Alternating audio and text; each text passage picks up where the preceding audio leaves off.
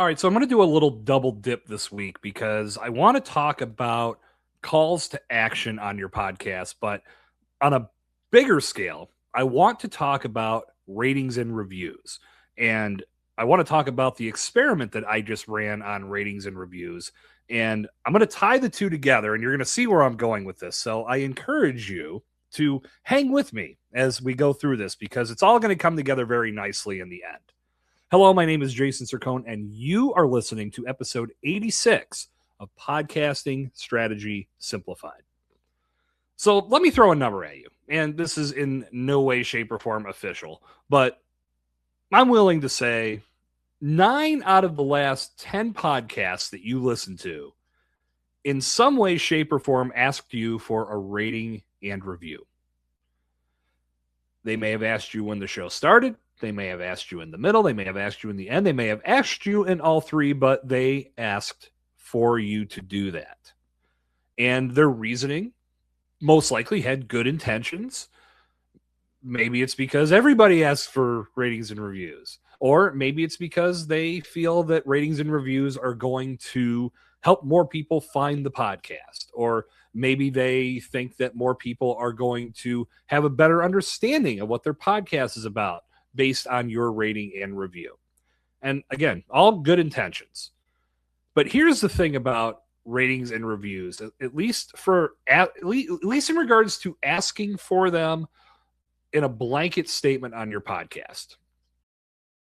I'm willing to bet right now that as you're thinking about those last 10 podcasts that you consumed, you're trying to remember, did they ask me for a rating and review? When did they ask me for that rating and review? You know why? Because you have drowned that out. That ask on a podcast has become so boilerplate that it just has no ability to stand out anymore. It's like putting a microphone on your podcast cover. It doesn't stand out, it blends in. And when it comes to ratings and reviews, there's some misconceptions about ratings and reviews that I want to cover here on this episode. But my whole take is this. As I said at the top of the show, I want to talk about calls to action on your podcast, and in relation to that, how ratings and reviews tie in. If you're adding too many calls to action for your audience members to do, you're giving them too many tasks, and therefore they're going to do none of them. So if you are asking for a rating and review, and to follow us on Facebook, and to like us on TikTok, and to join our email newsletter, and whatever else you have laid out, that's too many things. You want to be as specific as possible because at the end of your show, you want your audience members to do that one thing that you're asking for them to do. In my case, I'm asking you to set up a discovery call. If you like what you hear on this show, I'm building this content out to help move you in the right direction. If you feel you want to take the next step in what that looks like, meaning moving into a coaching program or just setting up that discovery call is where it starts. So my call to action to you is always to set up a free discovery call so we can talk about your podcasting strategy. I've never asked for a rating or review here on this show, and I never will. I feel that the one call to action is much stronger and going to get you much better results. And when you're asking for that rating and review, as I said, most listeners hear that so often that it's just going to bounce right off them. You also have to take into consideration that when your listener is consuming your podcast, they're not in a place where they can leave a rating and review. They might be driving. They might be out jogging or walking. They may be doing chores around the house. And to make that switch to jump over to Apple Podcasts, scroll to the area where they're going to leave you a review, and then actually do it, that's just extra steps that most people don't take. Now, if people do it on their own volition, that's fantastic. And that's ultimately where you want things to go. But I tried something I did this over the course of about a month, and I wanted to see where it would go. And really what it did for me was prove that getting people to leave you ratings and reviews is not easy. And before I get to this experiment, I do want to say that ratings and reviews, they're not useless. I don't want to paint that picture. In my journeys in podcasting, what I've learned is that ratings and reviews are good for two strong purposes. The first is social proof. When you've got a lot of reviews from people that are loyal listeners and loyal consumers of your show, and they're taking the time out of their day to let you know how they are enjoying your show, how it's helped them solve problems, or how it's entertaining them, just the fact that they took the time to leave you that review says a lot. And that is a loyal listener that you want to continue serving, because they not only are they showing up, they're taking the time to give you feedback. And that's number two.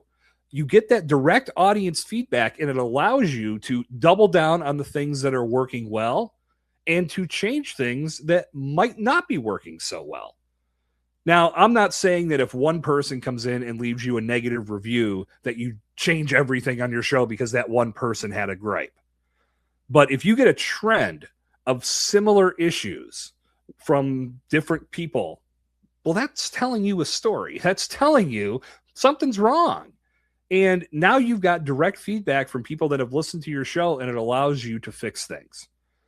Again, we're in a world where people leaving reviews, it's not usually positive, unfortunately. I mean, that's something that I know this episode of Podcasting Strategy Simplified won't solve, but we see that everywhere we go, right? They say people are 67% more likely to leave a negative review than they are a positive review. And I don't know the exact percentage, but many people are more likely to just keep their mouth shut and move on. They don't say anything. Unfortunately, had they said something, it's vital feedback that would have allowed you to identify a problem that you could then fix. But because people just feel like, well, okay, that wasn't for me, I'm going to move on. I feel that, and this is my take, I'm not, I've never been a Yelper. I've never been one to go on and leave reviews on every place I've been or every steak that I've eaten in the world. There is a point where you just should keep your mouth shut. Some of these people, I mean, internet, right? We see it. Some people just don't know how to turn on that filter. But there's a point where giving advice it can be helpful, but it can also be so unsolicited and off base that maybe it's better to keep our mouths shut. That said, personally, when I see something that if it's a horrendous experience, I usually don't make that public. I usually go to a private message and I try to address things behind the scenes, because yes, putting that kind of thing out in public, it does give that business an opportunity to address the problem publicly. But sometimes I look at it like, well, if no one knew this problem existed, maybe they can solve it behind the scenes and we're all going to be better off for it. Maybe it was a person maybe the person just had a bad day and they just need to talk to them and see what was going on. And that's what caused the bad experience at a certain place. But that's just my way of going forward with things like that. You may feel completely different, but to tie this to ratings and reviews, I always think about the struggle of getting people to do it. And I know when I'm a guest on a podcast, once I'm done, the first thing I do is go leave a review. And I'm just now I'm going to say this publicly. I was just on a podcast recently and the show wasn't live yet, so I couldn't leave it a review. Now it's live. So now I need to go leave it a review once I get done bringing you this episode today. So give myself some homework assignment. And then this will remind me as I'm doing the editing to go and perform that task. But I always like to give feedback on the podcast that I've been a guest on, just to give a little bit of my experience. But now that I've actually been on the show and had an interaction with that host, I can say, this is what the show's about. I know how they operate. This is worth your time to listen to. And I've always wished that other podcast guests would feel the same way. I know a lot of people out there that use podcast guesting as a marketing tool. Some people don't have their own podcast at all. They simply set up podcast guesting opportunities for themselves. And they're doing a great service, because us as podcasters, if we have a guest-driven show, we need those voices. We need those insights to make our content pop. So them taking the time to come on our show and have a great conversation, that means a lot. I look at the whole experience, and if I'm a podcast guest and someone has reached out to me asking me to be part of their show, I want to give them the most I possibly can.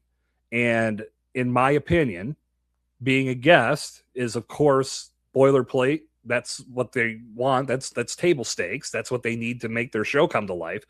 But it goes beyond that. It goes to telling other people about the experience. I can do that with the rating and review, but I can also post on social media. Maybe I put a post on LinkedIn. I can get the ball rolling for them maybe before their show is even live. I like doing the word of mouth. I like when people are having thread conversations asking for podcast recommendations, and I can jump in and say, I was just a guest on this show. It was great. There's a little bit of that extra mile work that comes into being a good podcast guest. And not everybody's going to operate that way, but I know that when I was doing more guest-driven content, that was always the one thing that disappointed me, was even when you asked for a rating and review, it didn't happen all the time. Sometimes it did. And believe me, there are a lot of people out there that do operate and say, yes, okay, I will absolutely go leave you a rating and review. But for the most part, most people just move on. And that led me to this experiment, because this happened this all started from a thread on Threads with the great Ariel Nizenblatt. And Ariel will be a guest here on the show in the near future. I'm not exactly sure when, but her and I have connected and talked, and she's just a phenomenal asset to the podcast community. And I'm very much looking forward to having her here on the show to bring her insights to you.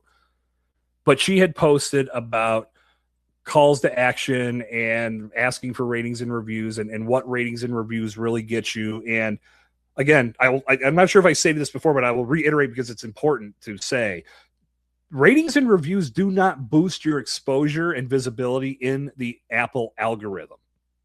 It's a very common misconception that it does. And I believe that's why so many podcasters get enamored with talking about this.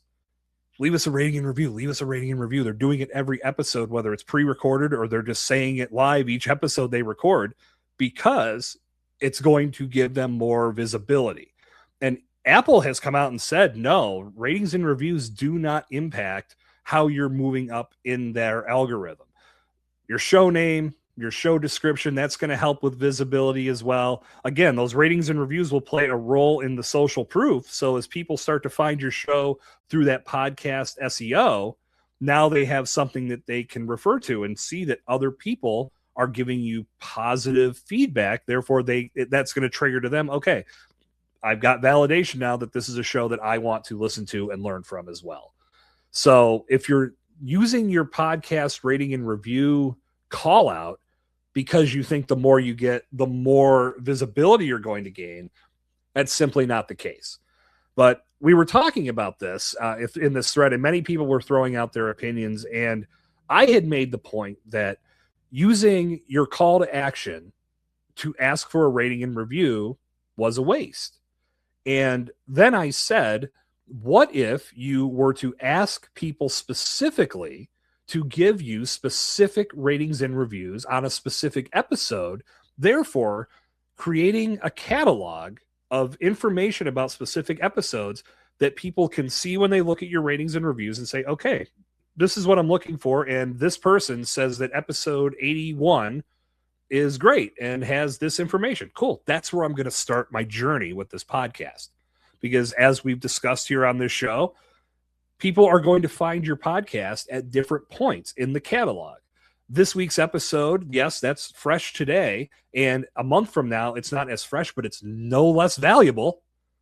People may find that a month, even after another month's worth of content, and that's where they start listening.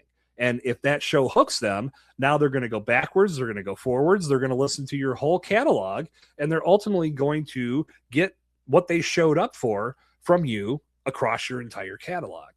So I decided after posting that thread that I was going to put my money where my mouth was. So I set myself a lofty goal of 30 reviews in 30 days. And I remember as I jotted down my plans for this, I said, if I get half of this, I'm going to be happy. So what I did was I made a list of people that I know, like, and trust in the podcast space. And I reached out to them and I gave them some very simple criteria. And I let them know I was conducting an experiment about ratings and reviews. And I was going to share with them a specific hand-picked episode that I would like them to go in, listen to, and then provide honest feedback via rating and review on Apple Podcasts. And I got some people that jumped on it immediately and said, yeah, I'll absolutely help. I got some people that didn't reply. And I got some people that said, yeah, I'll absolutely do it. And then they never did. And it really proved my theory. The theory being that I'm asking people specifically, and these are people that I'm friends with, that I've done business with, I'm colleagues, or that I consider them colleagues, I consider them peers, I consider them friends. And I gave them very specific instructions and talked to them directly. I even followed up and asked how it was going. Have you had a chance to look at this yet? And again, did not get, I think I got about a dozen. And as I said, if I got half of what I was originally setting out for, I would be happy. I got a little under half, but I was completely content because, for one, I don't chase the ratings and reviews. Personally, I feel that if you feel the content is worthy of your rating and review, then you're going to go do it. I don't need to prompt you every episode to do so. I also know that you're listening to this or watching this on different platforms that don't offer ratings and reviews. So if you're listening to this on a platform that isn't Apple Podcasts, you can't go in and leave a rating and review. So I don't push it and I don't use it as my call to action because that's not the most important thing to me. So it proved that even if you take the time to ask someone to give you specific feedback, they're not always going to do it. So why would you do it in a blanket format where you're asking for that type of thing from anybody that consumes your podcast and you don't have any idea when they're listening to that show, where they're listening to that show, and if they're on a platform where they can easily leave you that rating and review? So you're better served to use a call to action that's more specific to the results that you want for your brand. Not for the podcast, but for your brand. And if you do want to get some more social proof, then you just execute the simple experiment that I did. Make a list of people that you know, like, and trust, and reach out to them. This is how I did it. I'm going to give you the exact blueprint for this. It's incredibly easy. I made my list, and then I texted and said, hey, I'm doing this experiment, and I'd love for you to participate. This is what I'm doing. Are you in? And they said, yeah, okay, I'd love to do that. Okay, cool. I'm going to email you all the info. I wrote a very basic email that said, thank you for taking the time to provide a specific review for Podcasting Strategy Simplified. The goal here is to give listeners an opportunity to learn about the show when they dig into the ratings and reviews and find out information about specific episodes. Today, I would like you to listen to, and then you give them whatever episode you want. And I spread mine out across the newer episodes of this show that I've done.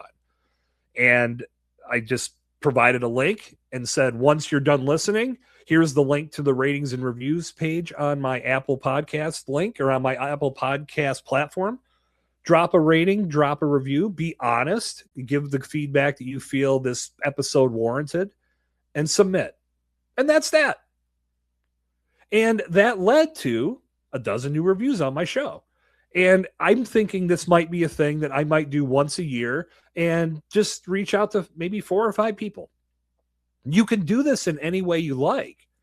But the point is, it's better to use your call to action that's going to get you something that truly helps you and your brand get to the levels of achievement that you're trying to get to versus adding additional calls to action that could potentially throw your listener or your viewer off and make them take no action.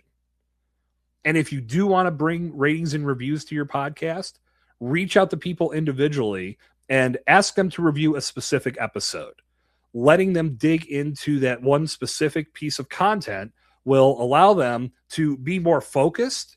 And by being more focused, they're giving listeners who read that review a very focused look at content they may want to consume. So at the end of the day, it ends up being win-win. So you're not adding additional calls to action to your podcast. And instead of begging for a rating and review every week, which again, if you're asking every week, that's what it comes off like. Now you're using your call to action smartly, and you're asking for ratings and reviews smartly as well, because now that specific content is going to provide a bigger impact when people find your podcast.